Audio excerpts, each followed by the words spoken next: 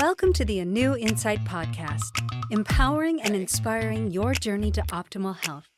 Hosted by Dr. Supatra Tovar, clinical psychologist, registered dietitian, fitness expert, and author of Deprogram Diet Culture. Rethink your relationship with food, heal your mind, and live a diet-free life. I follow my guests' journey to optimal health, providing you with the keys to unlock your own wellness path. Tune in and evolve with us. Hello and welcome to the ANEW Insight Podcast. I am Dr. Supatra Tovar, and I am thrilled to have trauma survivor, healing innovator, and mental health trailblazer, Brad Silberman, with us today. Brad, thanks for joining us. Thank you so much for having me here. It's an honor and a privilege. I'm so excited. Me too. So I'm going to read a little bit about Brad, and then we're going to get right into the questions. Bradley Dean Silberman is an author, speaker, and entrepreneur who turned a life-altering trauma into a mission to help others. After surviving a brutal assault that left him with severe brain damage, he embarked on a journey of healing through coaching, integrated therapies, and meditation. This experience led him to create Rewire, an at-home ketamine-assisted therapy service designed to make mental health care more accessible. His book, Be the Bubble, shares his story of resilience and introduces a framework for personal transformation. Brad, welcome. Thank you so much. So good to be here. Yes, we are so excited because your story is just so unique and, frankly, very traumatic. And so I would love, if you don't mind, sharing this traumatic event with our audience and how it changed your life and how it shaped your mindset. Please, absolute pleasure. So just more than 20 years ago in South Africa, I went to a nightclub to celebrate a friend's birthday. Just before that, I was actually studying engineering and mathematics, and I was an athlete. I was a rugby player. That was my life. All of a sudden, to the best of my knowledge, I woke up I don't know what day or time it was, with all tubes in every orifice of my body. And I could barely see what was going on. Everything was blurry, couldn't even hear much.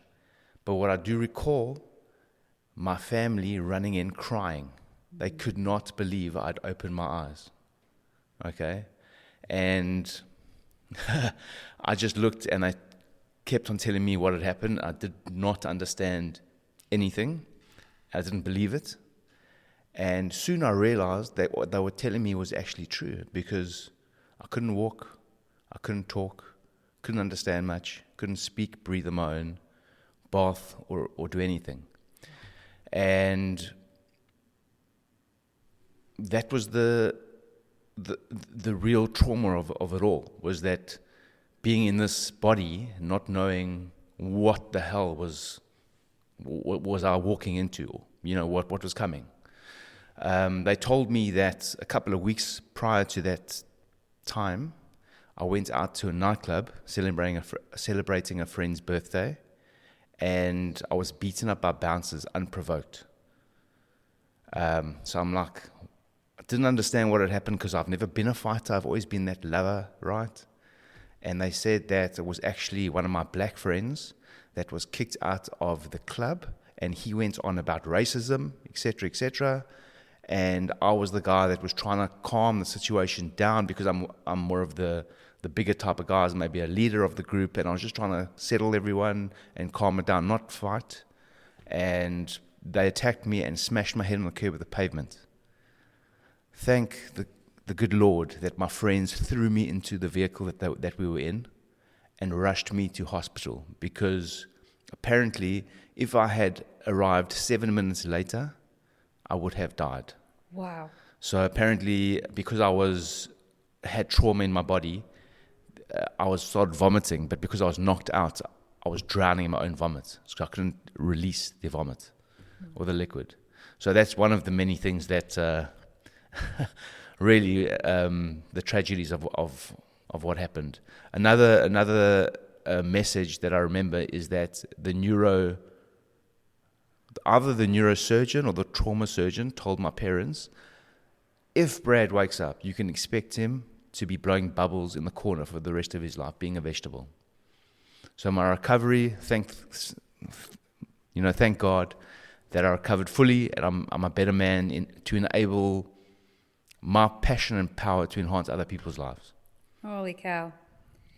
It's unbelievable that you can suffer that big of an injury to your brain and come back and be completely mobile, walking, talking, memory is good, everything is functioning. Can you please tell our audience what you did in order to be this functional? Well, thank you for the compliment. Much appreciated. So I think beyond anything, whatever I did, I think the key element was my mindset. I had no negativity, not one piece of negative anything in my mind, in my heart, or in my soul. Somehow, maybe it was because I was brain damaged, I'm not sure. I just accepted what had happened to me as a universal lesson, that this needs to happen to me in order for me to become who I need to become. Mm-hmm. So that's one element of, I believe, why I recovered miraculously. Another element was that I had thousands of people praying for me every morning and every evening around the world. This was before social media, before Facebook. So my brother actually made like a website of people to send in, positive messages, and there was just every minute thousands of messages, and people were just praying for my recovery, and obviously the medical care, the medical attention. But through the journey, it took quite a long time for me to actually become independent on my own, number one, and that was more the Western approach to medical care. So it took me about 3 years to learn how to walk, talk, eat, and breathe on my own, where I was sufficient on my own. And I actually started studying again. I did a Bachelor of Commerce and Entrepreneurship and Management. I was actually brain damaged when I actually started it, and the neurosurgeon says, please don't do this because your brain, you're going to damage your brain, it's not ready. I'm like, I'm the get up and at it type of guy, and I'm like, I need to do this. So I think he was right and wrong. Right in the fact that it was really hard for me to do that. I used to read for literally a minute and actually sleep it off for 3 weeks. I had headaches and migraines that no tablet, pill, injection would relieve. So only sleep would relieve that. But anyway, I managed to get through it. It took me about 7 years to actually get that degree. And in between that time, I also started businesses of healthcare and massaging and healing and corporate wellness event companies, and I just whatever came across my pathway, I was determined to just succeed, Wow. So really, I think the primary driver was your mindset. Yeah. And you stated that you had zero negative attitude when this happened. How did you develop this type of mindset? Because I think that that's very difficult for people. And I think it is a goal for a lot of people to try to change their mindset. So did you have this prior to the accident, or did the accident help to fuel a positive mindset? I think we are all born, with certain tendencies and the way we feel and think about things. But through life's journey, it pushes us to become who we are actually meant to become. So I believe that we're all actually searching for who we already are, actually. Mm-hmm. And that search is right in front of our noses. And something like this that happened to me allows you to reach that destination sooner than you would have thought. Right. So what really pushed me over the edge of creating this type of mentality was that I did go through huge amounts of alternative wellness approaches to healing. Just an example of what I went through was that on a conscious level, because my attitude was so great, mm-hmm. I recovered miraculously on the Western side of medical care, like everything was great. But deep inside, I was suffering. And I was going to the toilet, number 2, excuse my French, 35 times a day, and my body was failing me. But on the blood tests and everything, I was perfect, okay? So I decided to reach out to alternative approaches to wellness, and I went to regression under hypnotherapy. Wow. Okay, and obviously a lot of homeopathic medications to heal just my body, right? And through this journey, I actually had a non-medicated psychedelic experience Wow. where I went to a place in this hypnotic state where it was the most beautiful place I'd ever been to. I never knew where it was. I was there for 5 minutes, but it felt like I'd been there for a lifetime. What was it like? How would you describe it? It was the first time I'd ever connected with who I was without any other energies present. I saw myself for who I am. I saw myself for why I was born and my mission, and I loved myself. And I kind of understood my human compass of why I'm here. And why And is where it? was I? I was in a bubble on a cloud. Hence the name Be the Bubble.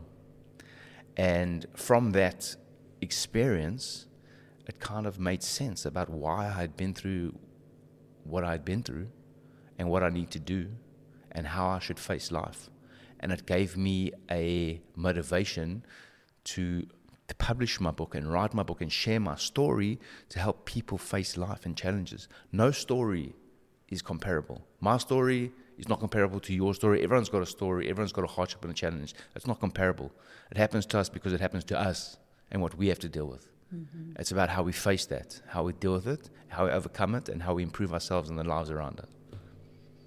And so, if you could say in a couple sentences what you gleaned as your purpose, what is it? In a couple of sentences. How many? No. So what is my purpose? Is that the question? My purpose is to uplift other people, to make people realize that they are awesome just the way they are. They do not need to achieve anything more than just being. And when they realize that, they find themselves, they live a purpose-driven world and life, and they become happy, because isn't life about happiness? Mm. And love. I think life is truly about love. 100%. Let's talk about Be the Bubble. I want to just do a little aside, but I think it's so interesting that you were in this bubble, because when I'm doing therapy with my clients, I ask them, and it's kind of silly, but I ask them, who's the most powerful character in The Wizard of Oz? Wow. And if I were to ask you that, who is it? Yourself. No, in The Wizard of Oz, who's the most powerful character? Who? You tell me. Glinda. Because she directs everything, right? She directs Dorothy to go where she needs to go. She wakes them up when they fall asleep in the poppy fields. She's the one who imparts the wisdom on Dorothy at the end of how she can get home. But the most interesting part of her is that she travels in a bubble. Oh, wow, yeah. And that's her protection. That's so interesting. I want to know, Be the Bubble. You were in a bubble in this non-drug-induced psychedelic experience. Explain the book for us. Explain the book. So just before I do that, if I may, why did I write the book? And how did I write it? I went to speak to a leader of a community in South Africa, and about my story in my book.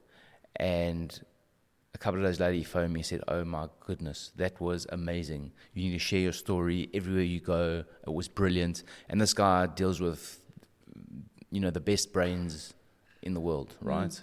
So that gave me motivation to write the book. I decided that I'm going to create a meeting every single day before work, an hour and a half, 90 minutes before I start work, with me and my book, and let me write it. And that's how I wrote it. And this was during the COVID.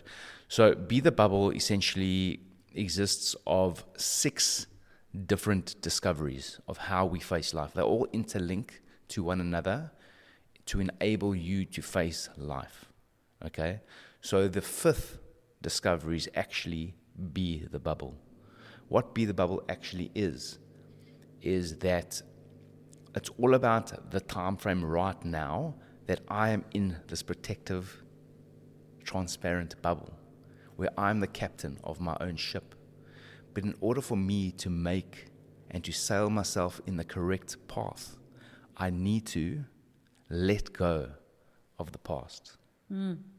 Okay? All the trauma, all the negativities, all the things that I feel that I'm holding on to that's not allowing me to be free and be present, I need to let go. How do we let go? You tell me. How would you let go? Well, that's a tough one for a lot of people. Yeah. This is what I work with my clients on in terms of being present in the now. I find that most people are either caught in the past, worried about the future, or both. And I try to get people in the now, to remember that now is the only time that we have. And I do that through connecting them with their senses, through, just basic observation of the present moment. And when they do this in a grounding exercise, they usually emerge from it at peace, calm, and happy. I love you tell that. me.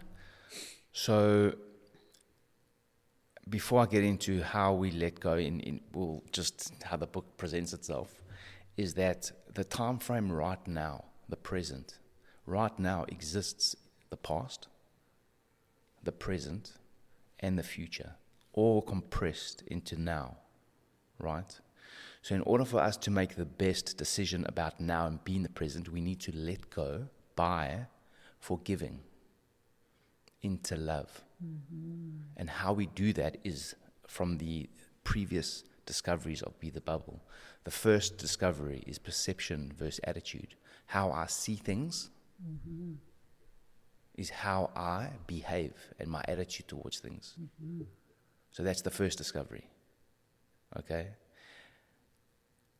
Everything that's happened to me before this has happened for me, not to me. And that's what Be the Bubble presents to the reader. So when we understand and we have that mind frame, we can let go by understanding that what happened to me because it made me a better person and it was meant to happen to me. It's a stepping stone for me to summit my mountain. Right? It didn't happen to me, it happened for me. So we can let go by forgiving into love, by actually realizing that whatever happened and whatever we're holding on, we need to be grateful for. Okay? I love that. Okay? By being in the present and now. This is when we're in the bubble. So now we've forgotten about the past. We're focusing on the future. Now we have a problem about we're focusing on the present. But now we have a problem about the future. What if I don't achieve? What if I fail? What if I don't sell that company? What if I don't make $1 million? What happens if I don't lose that 50 pounds? What then? What happens if they don't love me? What happens if I don't be who I'm meant to become? It's anxiety. So how we let that go in the future is we realize that right now we are enough. We are enough right now. And obviously there are daily designs and routines that we do to enable us to feel that way. And if we let go of the past and we forget about the future and focus on the present, be the bubble in this transparent sphere where we are the captain of our own ships, where we understand the mission and the purpose why we were born and we meant to be here right now with everything that's happened to us to be the best that we can be, we will live life. We will be happy. We will have that mindset where when there is love, we will be there. We will welcome that love. We will welcome that positivity. So that's a summary. In the shortest amount of time as possible, but it does take a great deal of mental energy to be able to look at the past as something that we can learn a lesson from. Why do you think so many people hold on to resentment and hold on to the hurts from the past rather than look at them like lessons and learn to let them go? Well, I think it's easier to be the victim. it's easier to say this happened to me and that's why I can't, or that's why I couldn't. Mm-hmm. It's easy. That anger emotion is probably the easiest emotion to feel. Mm-hmm. So that comes before the let go and being who I really am. It's easier. Mm-hmm. So, for you, after you had this non-drug-induced psychedelic experience, did you continue to try to reach that place or to use meditation? Yeah. So the last discovery of Be the Bubble is daily design. So everyone's different, and I created my own daily design, which I share with people when I speak and I do workshops and that type of thing. And my daily design is that every morning I get up and I pray. First of all, I pray with gratitude, with love, with acceptance. I do mindfulness and meditation, and I do activity. Mm-hmm. And those are my three things that gets me ready for the day, that puts that Be the Bubble mindset into my head, where whatever happens, I can face. Because whatever happens is meant to happen. Mm-hmm. And attached to that is that actually when I immigrated to, way after when I immigrated to Los Angeles 3 years ago, I had this commitment that I'm actually not in control of anything. And when you kind of push that away and you accept what comes, you have this mindset of openness, of acceptance, of that this happens to me for me, and I'm going to do the best that I can because it's here. How would you consult someone who's rigidly stuck in that victim mentality? What would you say to them in order to help them release? Well, I think we need to go to the reason of why they feel that way, and we need them to let it go. We need them to let it go by realizing that that happened for them and what are the positivities and options and potential that it's created for them. You know? Then how do you help someone who is fixated on the future and worried and wondering when the sky is going to fall the majority of the time? These are the types of clients that I see most often. They're either stuck in the past, fretting about the future, or they're doing both. So how do you get them to stop fretting about the future? The easiest methodology is actually psychedelics and ketamine therapy. Well, we're definitely going to get into that in the second half, but give a little teaser so that people can look forward to the next half of this episode. Just to add to that, provided that it's safe, because there's some, obviously, contraindications where it's not safe, obviously. Mm-hmm. So, just in my own personal experience, it took me about 12 years to understand, which is quite a short time if you think about the life journey. But from my incident, about 12 years to understand why it happened to me and what I need to do. With psychedelics and ketamine therapy, it's a much quicker time frame to realize that, I believe. Back then, ketamine and psychedelics were not really open in the world. Mm-hmm. They probably were doing it underground and that type of thing. And in the 70s, for sure, in the 60s. Yeah, but it wasn't open, or not, especially not where I was. But now it is. And I think you can just reach that path much quicker and much sooner to understand why things happened. And also anatomically, scientifically, which we'll go into after the break, I believe, it's proven from the data that, from the research that's done. So what is it about that gets people to stop ruminating about the future? So, ketamine essentially, right, more specifically, blocks the NMDA receptor, the N-methyl-D-aspartate receptor, which flourishes the glutamate, which promotes neuroplasticity. Neuroplasticity really is a rewiring of the brain. It allows us to change, adapt, to let go of things without doing anything else. Just the ketamine, which is, some say it's a miracle drug. So that kind of promotes symptoms of depression, anxiety, trauma, and more. And so by blocking that, you are only in the present. I think everyone reacts differently to certain things, but it allows one to accept what happened to them. That whatever happened to them, and now they're the victim. This happened to me, and I can't continue in life, and I'm depressed because of X, Y, and Z. Okay, or I'm worried about the future. It allows them to change the experience that they've had, so it allows them to let go and to just be in the present. The letting go, I think, is the key. So we are going to get into that much more in the second half of this amazing episode. So thank you so much for joining us, and tune in next time for this second half of this episode with trauma survivor, healing innovator, and mental health trailblazer, Brad Silberman. Thank you. Thank you. Thanks for tuning into the ANEW Insight Podcast. Please remember, the content shared on this podcast is for entertainment purposes only and does not constitute medical advice.